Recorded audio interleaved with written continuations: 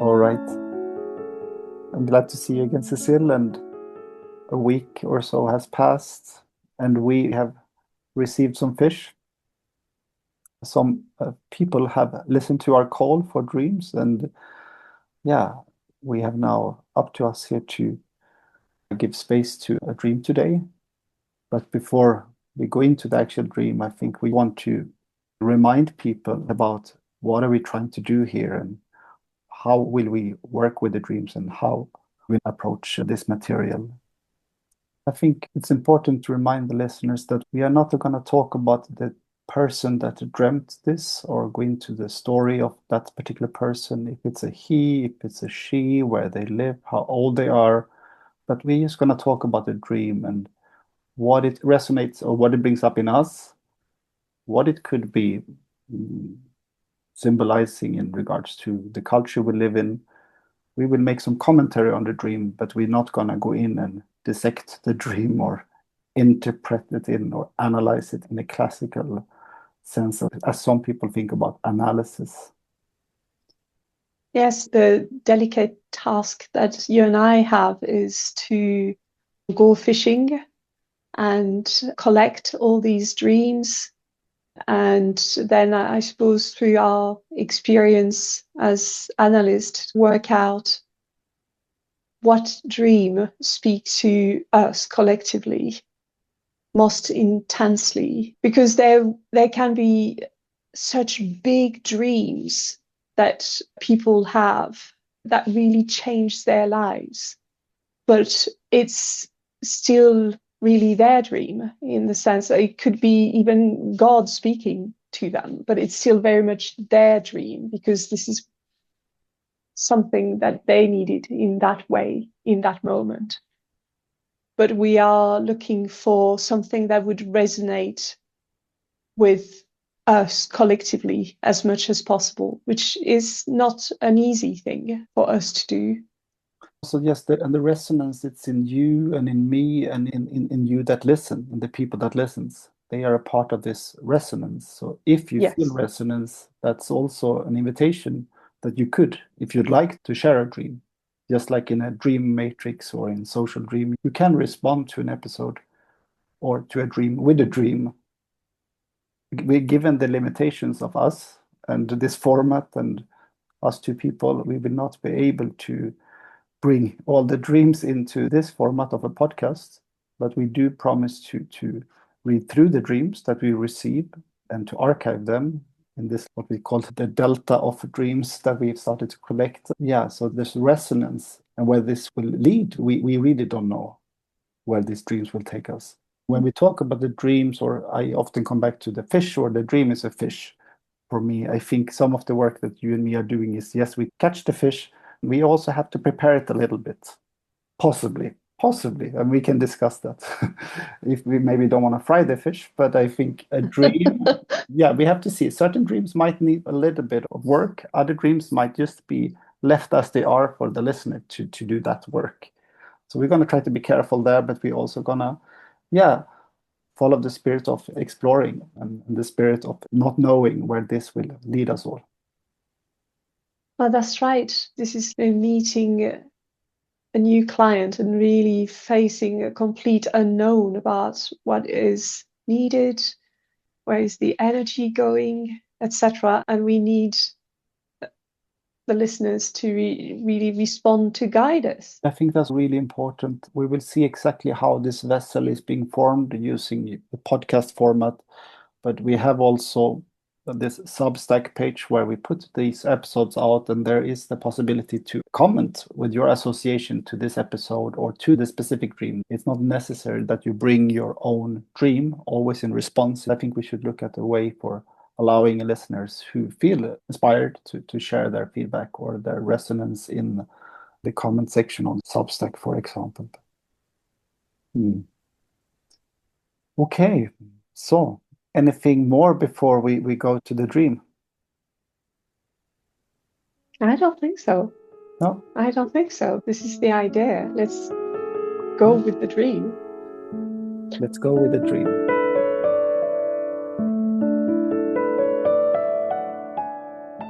I am outdoors in an open field. There is a group of at least 10 young women, all dressed in white clothing.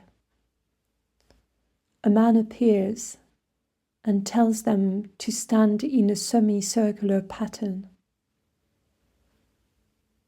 They follow his order in silence. The man then draws a large knife from under his gown.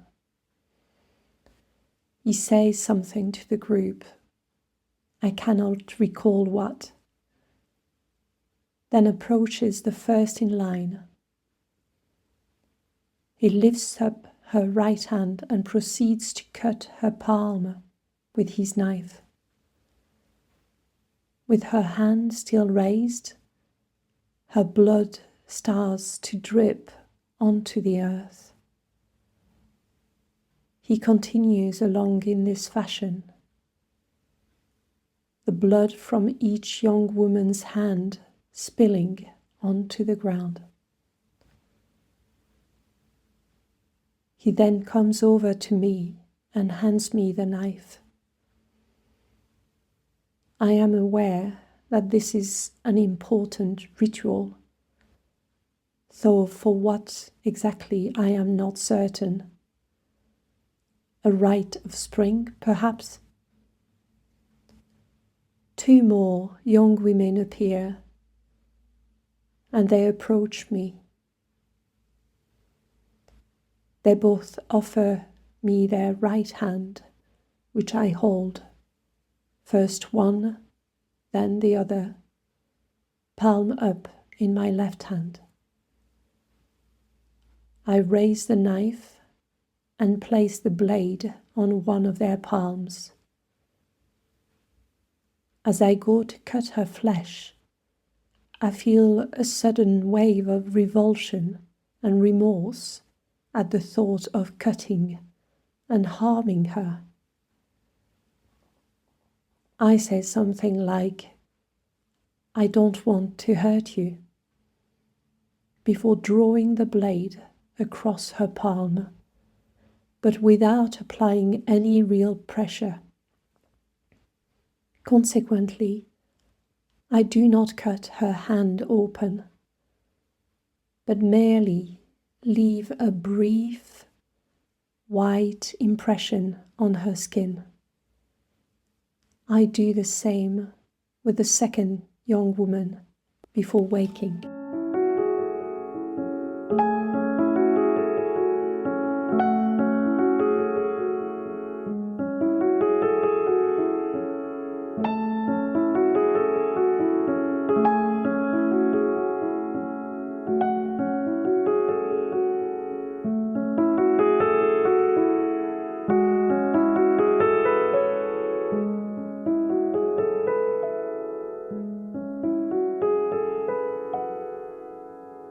I think I'd like to say something about the setting of this dream. That the dream takes place outdoors in an open field. It's not inside, it's not in a house, it's outdoor in an open field where we'll meet these at least 10 young women all dressed in their white clothing. And then one man will appear, the cutter, and then we have the dreamer, the dreamer, being asked to repeat this important ritual. The power dynamic is strong, especially in the first part of the dream. These perhaps 10 young women, they are just following order in silence. Yeah. And he talks to them. He says something to the group that the dreamer cannot recall what, and then starts to approach the first one in the line.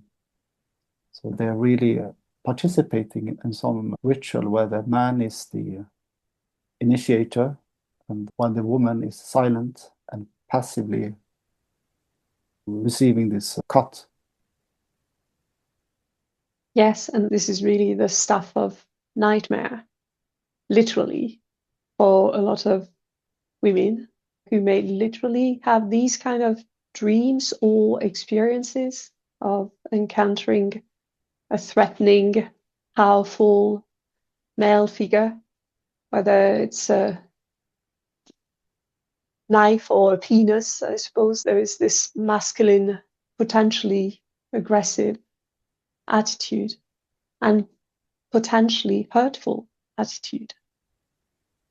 Yeah. But this is why things just shift so suddenly for me around that phrase, I don't want to hurt you. And what happens in you with that? What shifts? There is the sudden wave of revulsion, which is some kind of awakening around, what am I doing here? What is this? And a real sudden change in consciousness. And that's what's really interesting about this dream for me, is how everything just seems to happen very consciously. I'm thinking in contrast when in Amor and Psyche, or Eros and Psyche, Psyche hurts Eros with the burning kind of oil. She does that completely unconsciously, and she also feels, I did not want to hurt you, but it's too late, and she's done it. But in this case, it's, I'm going to do this. There's some form of wanting to connect and in the end leave a mark and perform this ritual that somehow seems important. But I am more conscious of the whole context, and I don't want to hurt you. Yes, and the ritual is important. It might seem scary, but the ritual is central. The dreamer who shared this even said maybe a rite of spring, a renewal ritual, we don't know. But our dreamer is asked to repeat the ritual, yeah, to continue this pattern, this maybe masculine pattern. We don't know the dreamer's gender, but there's a pattern that's asked to be repeated. And in this pattern, you could say perpetrator or initiator and the victim, or just the participants, the women, are playing their part without emotional expression. They even holding up their hands with the blood dripping down into the fertile, or not maybe fertile, but into the fields. It's into the earth, the blood into the earth. So there's this blood sacrifice. But our dreamer realizes or says something like, I don't want to hurt you. So there is, as you say, an awareness or a consciousness or conscience, an awakening of a conscience, possibly, that I don't want to repeat this or hurt. But it seems important that he does not put down the knife or turn to the initiator. He does dream it onward, or he does somehow renew the ritual with a human conscience, or with a, and it leaves an impression in the palm of the hand of these first two women in line. It leaves an impression that's really beautiful. The knife is necessary, but now it's no blood pouring out of the palms of these women. It's just a white impression. Yeah. Yeah, it was one of the thoughts I had was the dynamics that James Hillman describes so well between kind of the spirit and the soul. And perhaps in this context, thinking of the knife and the masculine as being more associated with the spirit, and the women in white with their soft palm being associated with the soul, and this idea of how can the spirit, and I suppose at times the intellect, touch, make an impression, the soul in a way that is connecting but not hurtful. And that just feels a very potent image for me. Yeah. Yeah, my mind went in the direction of this, the necessity of sacrifice or not. And I actually associated biblically to Matthew 9, 9:13, go and learn what this means. I desire mercy, not sacrifice. Or Matthew 12:7, if you had known what this means, I desire mercy, not sacrifice, you would not have condemned the innocent.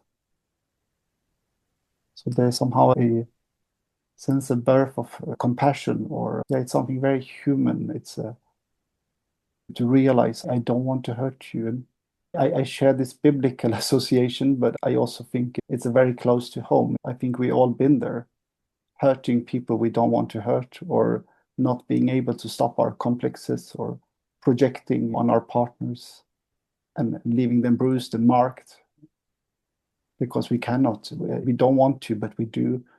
We do. Yes, and to a degree, it is an aspect of love. I'm thinking of Eros and Psyche, and how to leave a mark on each other this is what we do when we do love, when we do open ourselves up to somebody else. I'm just thinking of the symbolism of the Sacred Heart as well. It is made of that. A heart fully open and soft is a heart which has been wounded, it's been touched. Yes. And so there is this tension between how can you leave a mark, really engage, really connect, and break the skin, as it were, break the defenses, break all the boundaries to create a deep connection, but without hurting, damaging, destroying. That it is in the palm of the hand, as you said before, is quite the palm of the hand, where we can read the life of a person, possibly. Yes.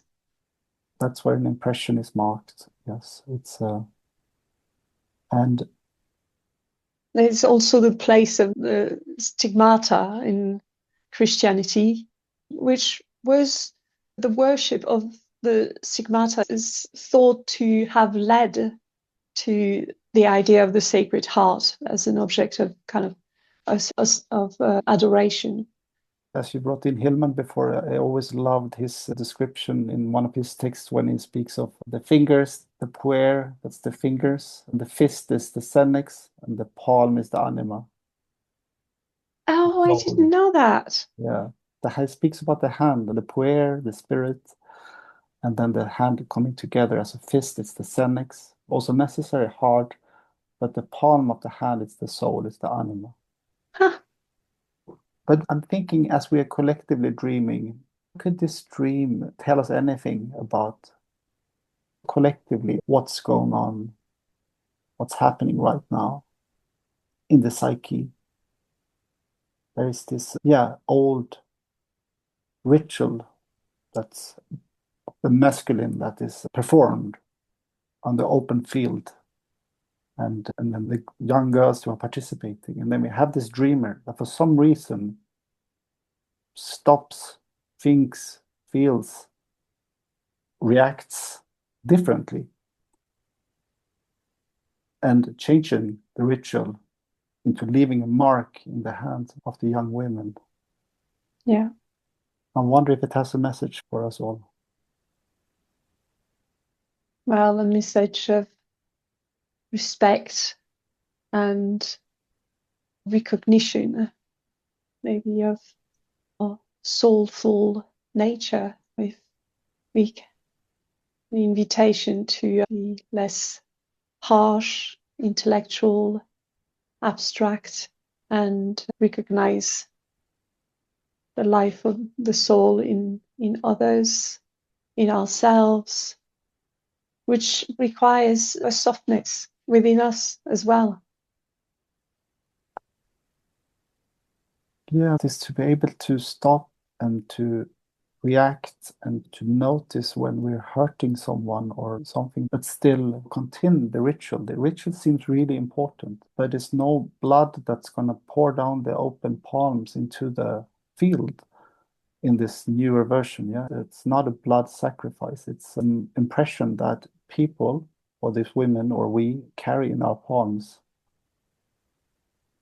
It's something that we carry with us now. It's not something that's bleeding, that's just pouring out of us. It seems like it also carries a potential for consciousness for these women, for the feminine, because the feminine is in the dream performing the passive but very important role. I don't know what you think of it. I find it important that this dream takes place outside on a field, on an open field, that it's not in a church, it's not in some human-built sacred place. It's in an open field where things grow. Yeah, it's in the open that this new ritual, new and old ritual, is happening. It's being performed in the psyche somehow. Maybe it's just connecting me to the project that we're in, that we're standing also on this open field without knowing much where this will lead us. But I think we both felt that this dream is our initial dream for this project. Yes, and it's a big open field, as you say, with no construction, nothing, no structure really, but the space to create something new.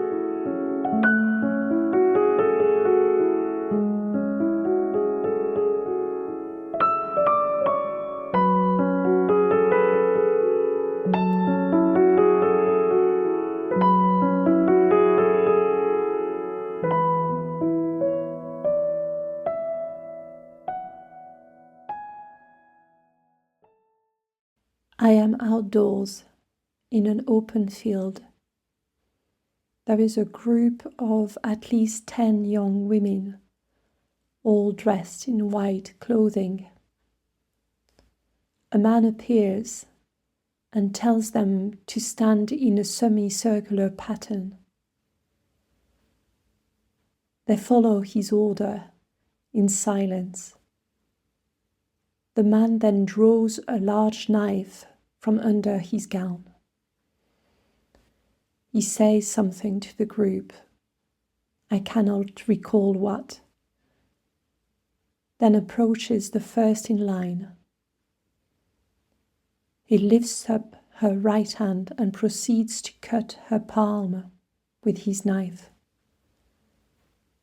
With her hand still raised, her blood starts to drip onto the earth. He continues along in this fashion. The blood from each young woman's hand spilling onto the ground. He then comes over to me and hands me the knife. I am aware that this is an important ritual, though for what exactly I am not certain. A rite of spring, perhaps? 2 more young women appear, and they approach me. They both offer me their right hand, which I hold, first one, then the other, palm up in my left hand. I raise the knife and place the blade on one of their palms. As I go to cut her flesh, I feel a sudden wave of revulsion and remorse at the thought of cutting and harming her.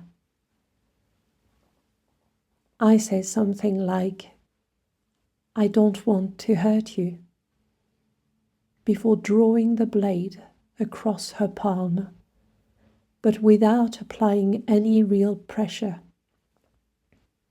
Consequently, I do not cut her hand open, but merely leave a brief, white impression on her skin.